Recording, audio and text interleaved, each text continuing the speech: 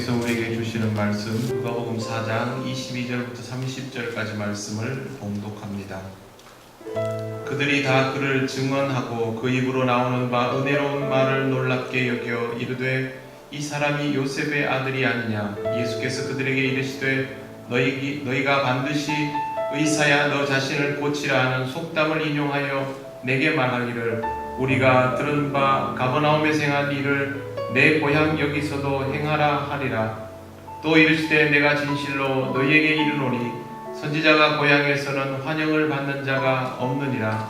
내가 참으로 너희에게 이르노니 엘리야 시대에 하늘이 3년 6개월간 닫히어 온 땅에 큰 흉년이 들었을 때에 이스라엘에 많은 과부가 있었을 때 엘리야가 그중 한 사람에게도 보내심을 받지 않고 오직 시돈 땅에 있는 사렙다의 한 과부에게 뿐이었으며 또 선지자 엘리사 때에 이스라엘에 많은 나병 환자가 있었을 때 그 중에 한 사람도 깨끗함을 얻지 못하고 오직 수리아 사람 나아만 뿐이었느니라.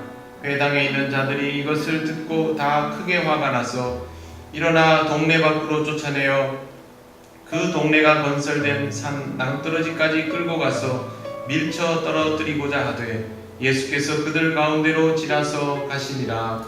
아멘. 오늘 말씀은 지난주 성령 강림절 말씀의 연장에 있습니다. 그 다음 본문입니다. 믿는 것과 믿지 않는 것의 경계는 매우 선명해 보이면서도 사실은 그렇지 못합니다.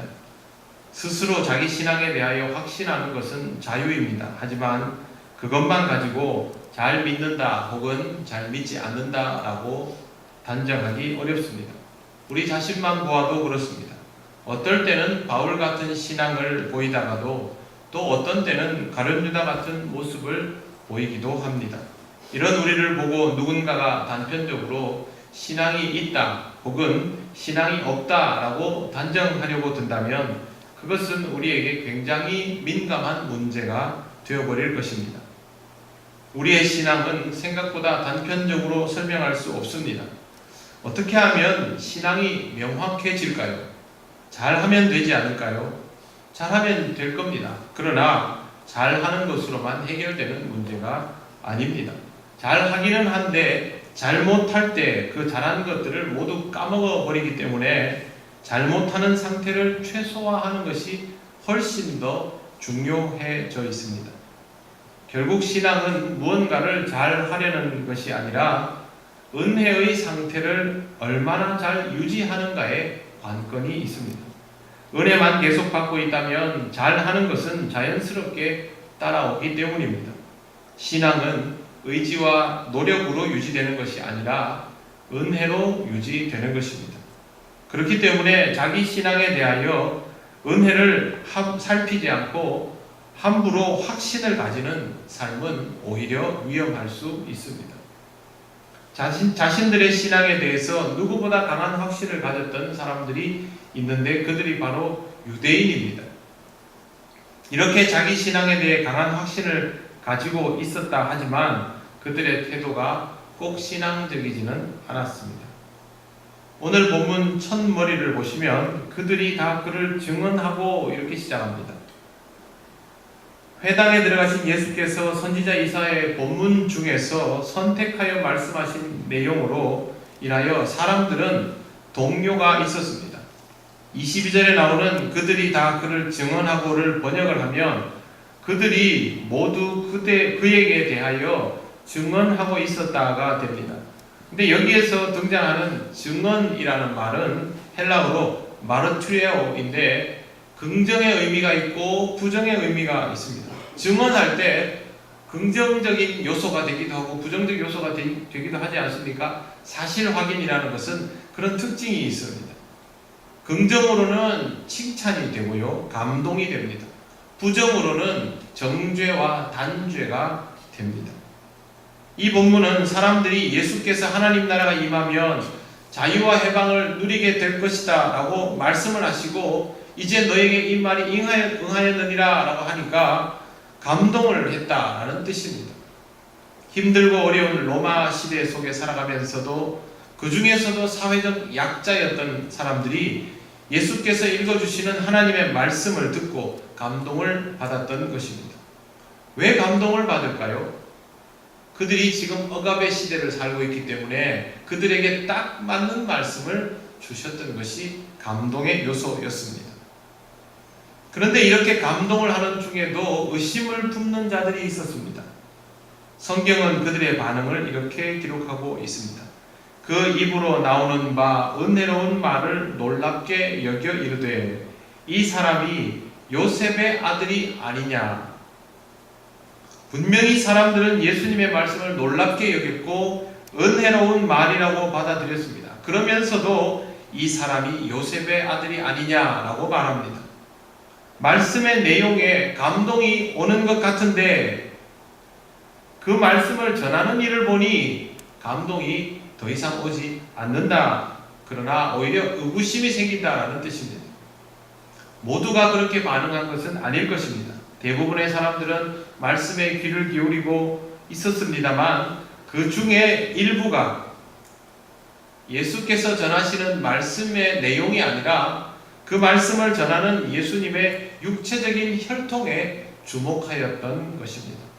똑같은 상황에서도 어디에 초점을 맞추느냐에 따라서 말씀이 은혜가 되기도 하고 전혀 은혜가 되지 못하고 이처럼 의구심의 대상이 되어버리기도 합니다. 그 말씀이 하나님께서 은혜로 주신 것이었다면 의구심이 앞선 사람은 은혜를 놓치는 것이 됩니다. 본인에게 그만큼 손해가 되는 것입니다. 물론 당사자는 전혀 깨닫지 못합니다. 뿐만 아니라 다른 생각도 있었습니다. 표현은 하지 않았습니다만 예수님은 그들의 마음속에 있었던 생각을 아시고 너희가 앞으로 이런 식으로 말할 것이다 라고 그렇게 말씀하셨습니다. 23절을 한번 보시겠습니다. 예수께서 그들에게 이르시되 너희가 반드시 의사야 너 자신을 고치라 하는 속담을 인용하여 내게 말하기를 우리가 들은 바 가버나움에서 행한 일을 내 고향 여기서도 행하라 하리라. 이제 나한테 그렇게 말하려고 한다라고 하고 있습니다. 나사렛 회당에 온 사람들 중에는 예수님을 이미 알아본 사람들도 있습니다. 그들은 이 상황에서 예수님이 다른 마을에서 하셨다고 한 것처럼 이적을 보이기를 바랐던 것이죠. 말씀은 은혜로운 듯한데 육체적으로 혈통을 판단하고 그 다음에 예수님의 말씀을 주목하기보다는 예수님께서 뭔가를 보여줘야 된다라는 판단을 먼저 하고 있었던 것입니다. 속담의 의미는 다른 사람의 병을 고치기 전에 자신의 병을 먼저 고쳐서 자신이 용한 의원임을 내어 보이라 하는 뜻입니다. 예수님이 지금 이적을 행해가지고 예수님의 말씀의 설득력을 더 가중시켜라, 더 설득력 있는 말씀이 되게 해라 이겁니다. 말씀 그 자체의 위력보다는 뭔가를 보여줘서 그 말씀의 위력을 입증해내라 하는 것이죠. 하나님의 역사에서 가장 놀라운 능력은 말씀이죠. 그러나 이 말씀도 다른 방식으로 입증해내라는 말은 검증을 하고 싶다는 뜻입니다. 사람은 누구나 말씀 앞에서 판단을 받아야 합니다.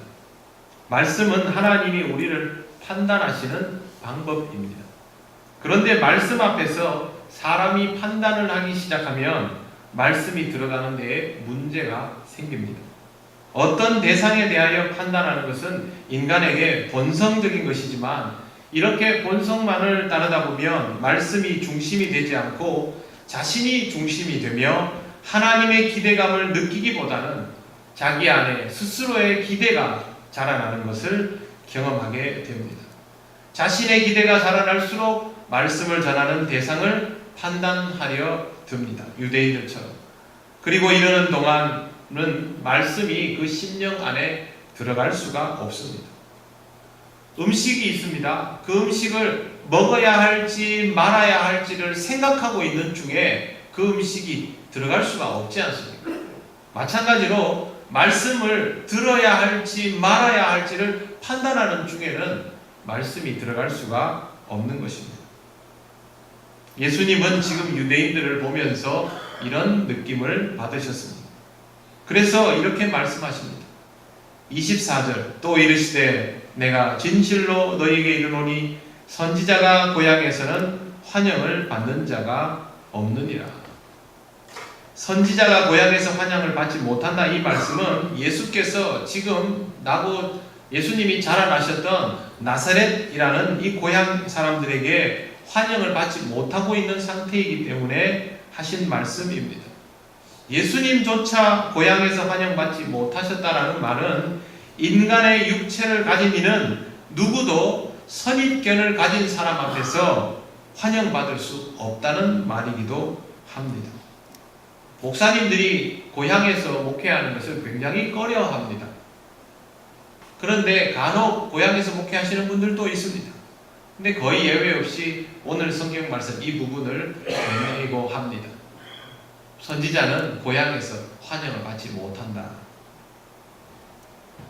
다른 것 때문에 그런 거 아닙니다. 선입견이죠. 선입견은 말씀을 받아들이지 못하게 만드는 무서운 안목이 될 수 있습니다.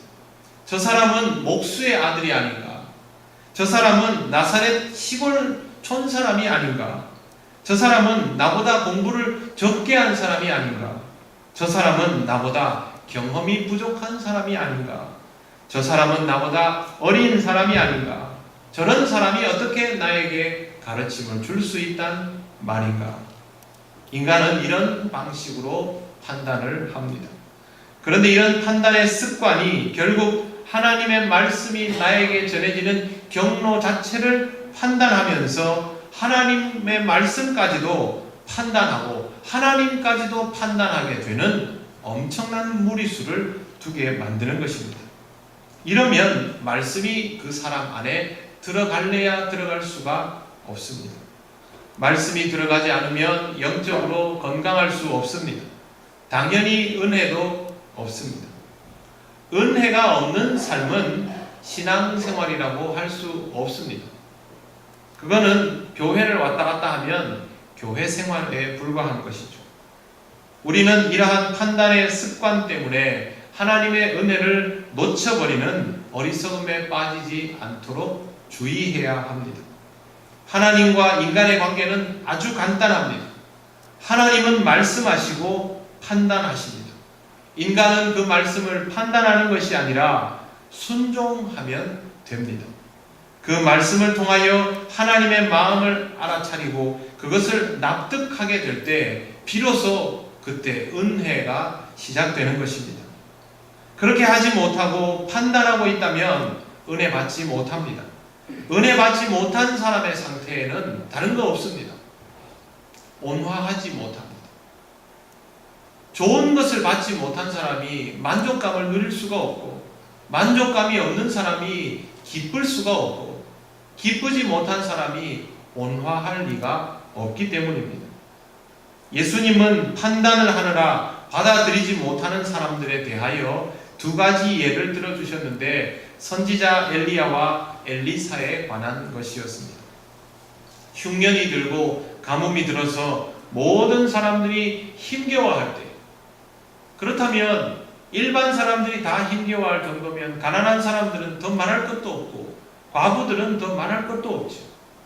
그런데 선지자 엘리야는 이스라엘, 하나님의 택한 백성 이스라엘에 있는 모든 과부들을 뒤로하고 오직 한 사람, 사렙다에 있는 과부 그녀에게만 보내어짐을 받았다라고 말씀하셨습니다. 이와 마찬가지로 엘리사 선지자는 모든 나병 환자가 이스라엘에 그렇게 많았지만 그들에게 보냄을 받지 않고 오직 한 사람, 수리아 사람 나만 장군에게만 보냄을 받았다라고 예수님이 말씀하십니다. 엘리야와 엘리사는 분명 이스라엘을 위한 선지자였습니다. 하지만 그들은 말씀을 받아들이지 않던 이스라엘이 아니라 절박한 마음으로 말씀을 받아들이려 했던 단 한 사람을 위하여 보내어진 선지자가 되었다라는 것입니다. 하나님께서는 하나님의 역사에 대해서 판단을 하고 취사 선택을 하려고 했던 이스라엘 사람들에게는 선지자를 보내지 않았습니다. 다만 절박한 마음으로 구원과 치유를 바랬던 이 두 사람에게만 보내어 주셨습니다. 선지자를 보내셨다라는 말은 말씀이 그들에게만 임했다라는 뜻입니다. 모든 이스라엘이 하나님을 판단함으로 말씀을 받지 못하였고 이방인들이 하나님의 역사를 사모함으로 역설적으로 말씀을 받게 되었던 것입니다. 예수님은 이 말씀을 하시면서 은혜를 사모하는 사람은 이것을 가르침으로 받을 수 있도록 기회를 제공하고 계십니다. 이런 말씀을 들으면 내가 은혜를 받아야 되겠구나. 말씀에 대한 사모함을 가져야 되겠구나.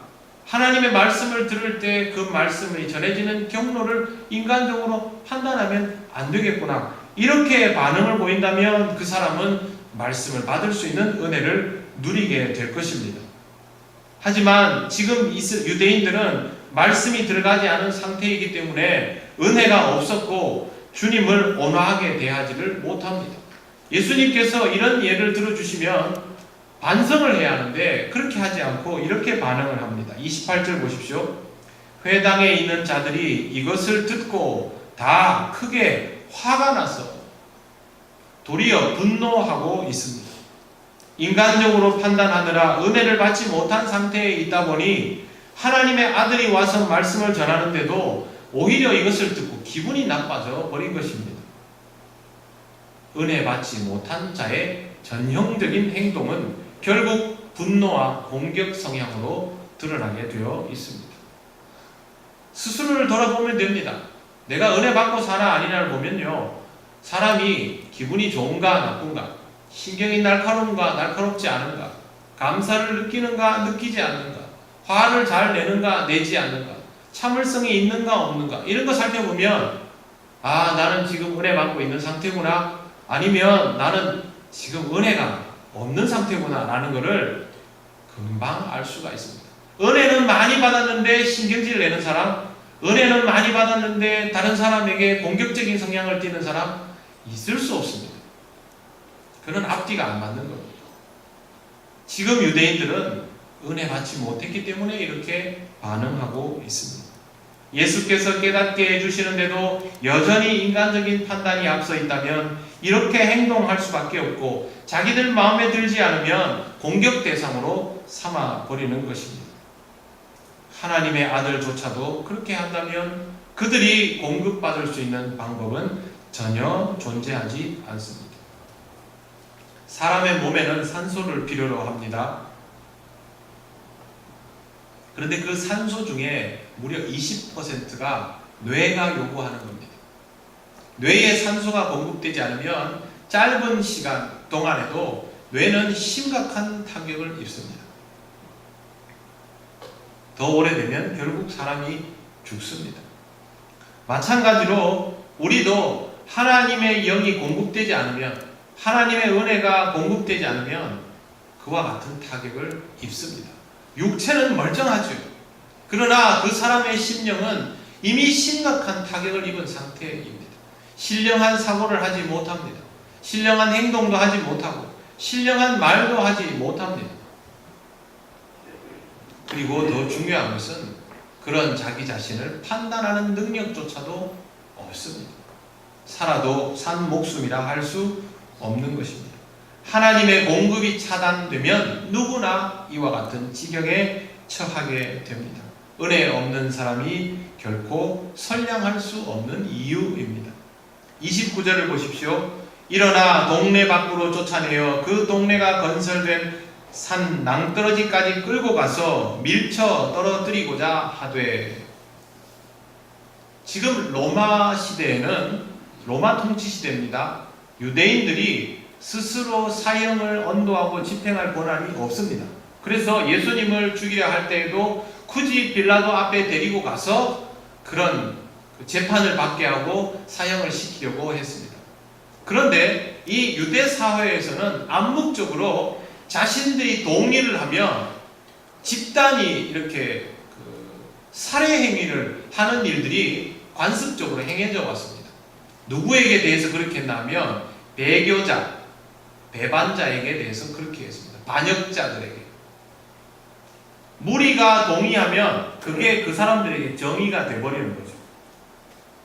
여기에 나오는 동네 밖으로 가서 동네가 건설된 산 낭떠러지에서 밀어 떨어뜨리자라는 게 뭐냐면, 유대인들이 이와 같은 방식으로 암묵적으로 자기들이 합법화시킨 사형이죠. 하지만 이것은 합법적인 것이 아니고 사실은 살인인데 이것을 자기들끼리는 인정하는 것이죠. 살인입니다. 어떤 식으로 하냐면 낭떠러지에 가서 밀어뜨립니다. 떨어지지 않습니까? 그러면 거의 죽습니다. 안 죽으면 쫓아내려가서 돌로 때려 죽입니다. 자기들과 뜻이 다른 그런 사람을 대했던 방법이고, 지금 예수님을 그렇게 하려고 끌고 가고 있는 상태입니다. 그들은 하나님의 택한 백성이라는 자부심을 가진 사람들이고, 그들이 가지고 있는 신념도 합당하다는 전제 아래에서 자신들을 반역하는 사람들, 자기와 뜻이 다른 배교자들을 이런 식으로 당연하다는 듯이 처단해 왔습니다. 하나님의 말씀을 기준으로 삼고 있는 택한 백성이라는 전제가 깔려 있지만 이것은 말씀이 기준이 아닙니다. 지난 금요일날 성경 공부하면서도 함께 이야기를 잠시 나누었는데요. 율법의 보복법에 대한 이야기가 나옵니다. 그러나 그 율법의 모태가 되는 계명의 가장 원형적인 단계에서는 보복법이 나오는 것이 아니고 예수님이 말씀하신 이웃사랑이 나옵니다. 그게 근본인 것이죠. 그러나 이스라엘 사람들은 항상 보복법을 우선시해 왔습니다. 자기들의 기준이고, 이것도 바로 그 연장선상에 있는 것입니다. 자기 중심적인 생각은 아주 무섭습니다. 이것이 집단화 경향을 띠면 더더욱 무서워집니다. 우리가 보기에 예수님을 죽여야 되는 것은 매우 심각한 잘못을 저지르고 있는 상태이지만 정작 유대인들 자신은 전혀 느끼지를 못하고 있습니다. 그것보다는 예수님이 자신들을 불쾌하게 만들었다는 것에 더 몰두해 있습니다.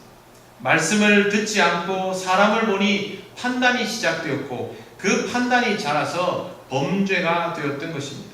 은혜가 공급되지 않으니 산소를 공급받지 못한 사람처럼 판단을 제대로 하지 못하는 영적으로 죽어가는 상태가 된 것입니다. 그래서 화를 내는 것, 공격하는 것, 죽이려 드는 것은 살아있는 자의 행동이 아닙니다. 모두 죽어가는 자의 행동입니다. 우리의 모습이 이런 안타까운 상태가 되지 말아야 할 것입니다. 그러기 위해서 여러분, 하나님의 은혜를 더욱 사모하시기를 바랍니다. 하나님의 말씀을 들음을 통하여 여러분의 삶 속에 생명의 양분이 공급되도록 그렇게 받아들이시기를 바랍니다. 이들은 예수님을 죽이려 했지만 결코 예수님을 죽일 수 없었습니다. 아직은 때가 아니기 때문입니다. 예수님은 스스로 죽음을 향해 가셔도 남의 손에 그렇게 아무 때나 죽을 분은 아니었던 것이죠. 30절 보십시오. 예수께서 그들 가운데로 지나서 가시니라. 원문에는 이 말씀 앞에 그러나라는 표현이 있습니다. 그들이 예수님을 죽이기 위해서 낭떠러지로 끌고 갔지만 그러나 예수님은 그들 가운데로 당당히 지나서 통과하셨다라는 뜻입니다.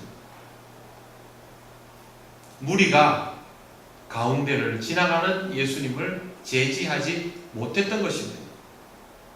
이게 뭘 의미할까요? 단체로 우르르 몰려가가지고 죽이려고 하고 마음만 먹으면 죽일 수 있는 상태인데 예수님께서 탁 털고 그 가운데를 통과하시니까 손을 못 댄 것입니다. 그들은 이미 예수님에게서 무언가를 느끼고 있었습니다. 사실 그들은 처음부터 예수님이 평범하지 않다는 것을 알고 있었습니다. 그러니까 뭔가를 보여주지 않겠느냐라는 기대를 가지고 있었던 것이죠. 말씀을 선택하시고 전하실 때도 감동이 있었다라고 성경은 기록하고 있습니다.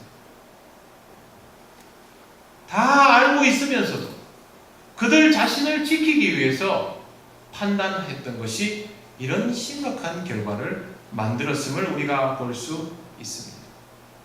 예수님은 그 자리를 떠나셨습니다.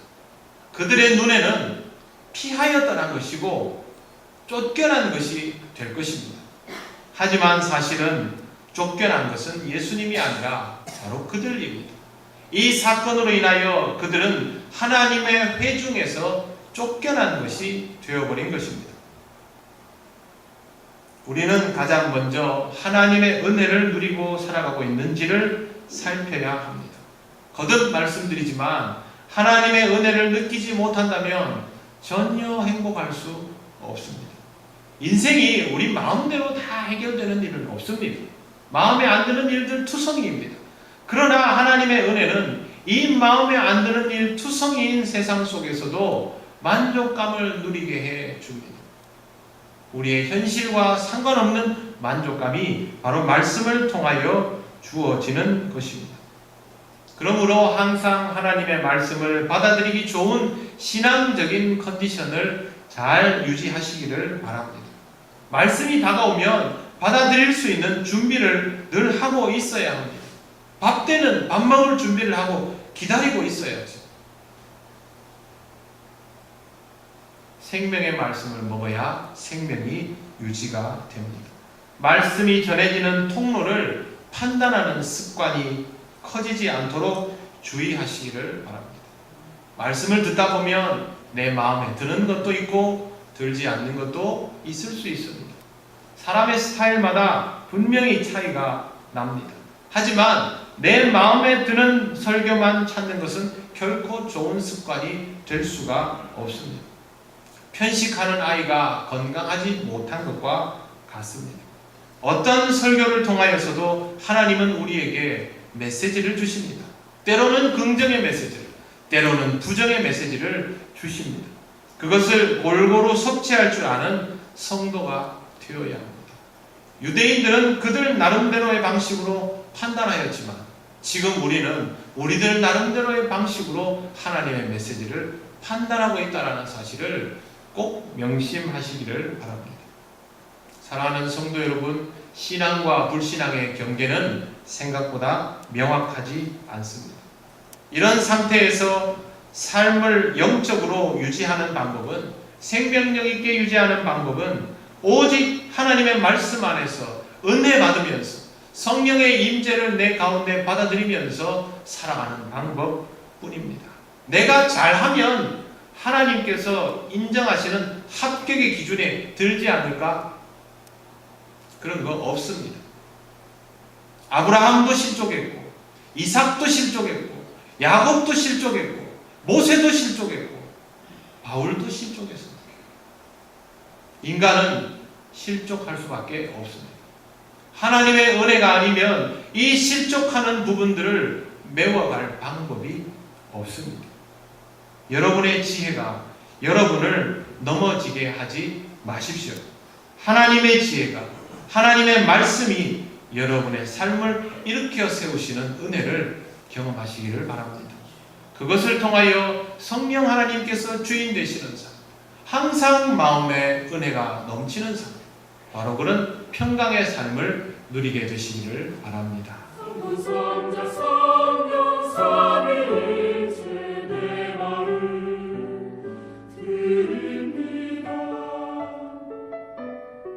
주